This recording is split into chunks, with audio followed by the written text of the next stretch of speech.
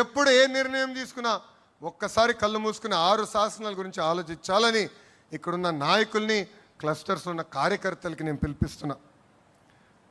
తెలుగు జాతి విశ్వఖ్యాతి, యువగలం, స్త్రీ శక్తి, పేదల సేవల్లో సామాజిక న్యాయం, అన్నదాతకు అండగా కార్యకర్తలే మన అధినేత.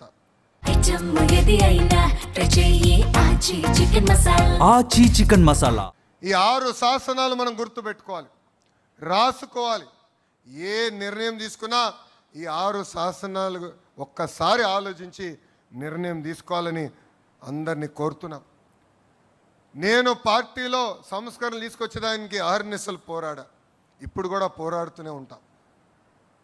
వేదికమన్న పాలిట్ బ్యూరో సభ్యులందరూ తెలుసు, ఆనాడు జిల్లా పార్టీ వ్యవస్థ నుంచి పార్లమెంట్ పార్టీ వ్యవస్థ తీసుకొచ్చేదానికి సుమారుగా 2 సంవత్సరాలు నేను పోరాడా. నేను అనుకుంది సాధించలేకపోతే నేను అలిగి ఇంట్లో పడుకోలే.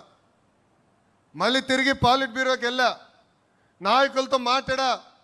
నమ్మకుంది సాధించుకునే వరకు నేను వదలబెట్టలేదు. అంతేకాదు పాదయాత్రలు నేను నడిచినప్పుడు కార్యకర్తలు అందరూ నన్ను అడిగారు, పనిచేసిన కార్యకర్తలు మీరు గుర్తించాలని. అందుకే టెక్నాలజీతో జోడించి మై టీడీపీ యాప్ తీసుకొస్తే చాలామంది నన్ను అడిగారు, మై టీడీపీ యాప్ అవసరమా అని. కానీ ఈరోజు చూడండి, గ్రామ స్థాయిలో ఏ కార్యక్రమం జరిగినా ఎవరు పనిచేశారో ఎవరు పనిచేయలేకపోయారో పార్టీకి నేరుగా తెలుస్తుంది. ఈరోజు క్లస్టర్లో మనం మహానాడు ఏర్పాటు చేసుకుంటే దానికి ఎవరు వచ్చారు ఎవరు రాలేకపోయారు కూడా నేరుగా పార్టీకి తెలిసే పరిస్థితి. అందుకే పార్టీ చరిత్రలో ఎప్పుడు లేని విధంగా ఒక మండల్ పార్టీ అధ్యక్షురాలు శ్రీదేవి గారిని ఏకంగా పాలిట్ బ్యూరోకి తీసుకొచ్చిన ఘనత మన నాయకుడు చంద్రబాబు నాయుడు గారిది. అంతేకాదు పార్టీ ఆవిర్భావం నుంచి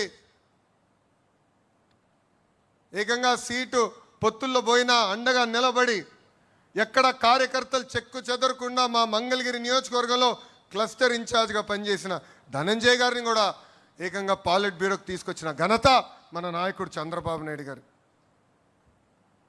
నిజం గడప దాటే లోపల అబద్ధం ప్రపంచం చుట్టూ తిరిగి వస్తుంది.